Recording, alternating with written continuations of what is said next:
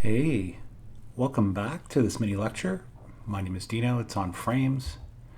Um, First, I'm going to talk about how the idea of us thinking and acting automatically and how that goes into frames. This is from Lakoff and Johnson and their work on metaphors.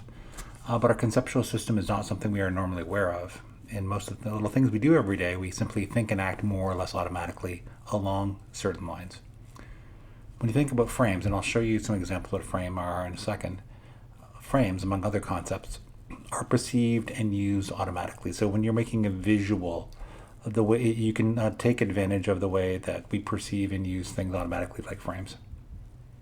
For example, say if you had a piece of art between these two frames, one is golden on the edges on the left, one is wooden on the edges as well, but also the actual frame. That's the backing of the frame itself.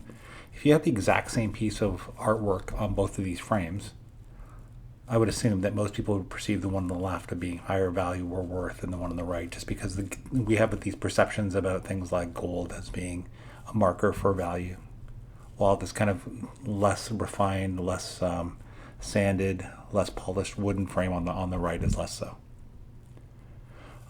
Their frames, they occur in nature, and they have many analog ones. I'll give you some examples. A window pane is an example of a frame. A door with a panel, the various panels can be a frame or the door itself. A wooden wall with various panels on it can be looked at as an analog frame. The picture frame, as you just saw. A brick building with windows where the whole building itself can be the frame, or the individual windows, or a lined piece of paper. From this, you can sort of easily see that frames are found everywhere in the visual world. And there's also digital frames. For example, where could this frame be used? On the left, that could be like an example of an iMac or some kind of desktop computer. Or on the right, this frame could be used as a smartphone. So you could use the device, the black computer or the blue smartphone, that is a frame where you could have content within this frame. And it could give you, an idea that the one on the left is something computery. The one on the right is something to do with smartphones. There are other types of digital frames, such as homepages for various sites: Facebook, Twitter, Google, Instagram. An old school blue homepage, which I'll show in a second. There you go.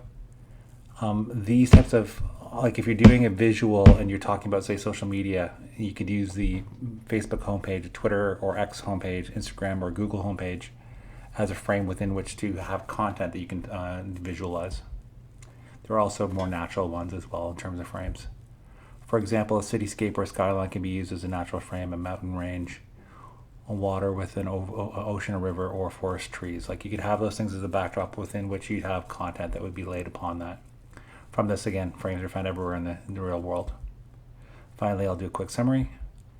On frames, they are perceived and used automatically. So when you see something like the outline of a desktop computer or a smartphone, or some of the other different digital or analog frames, you can use those as a backdrop to sort of set the setting so that when someone perceives what you're visualizing, that can be the context that they perceive it within, and it makes it easier for people to understand what you're talking about.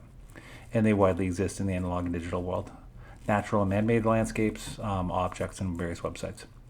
From this, finally, you want to leverage these frames for your visual design so that you're making the frames themselves help introduce your reader or your viewer into the context that you're talking about, and then they can look at your visual and sort of it's easier to know what you're talking about when it has a computer or screen as a backdrop, a smartphone, or various other different frames. That was Frames. My name is Dino. Thanks for watching. Please feel free to like this video if you like this type of video. Please feel free to comment on any of the issues dealt with on frames. And finally, if you like this type of content, please feel free to subscribe to this channel. As always, thanks for watching.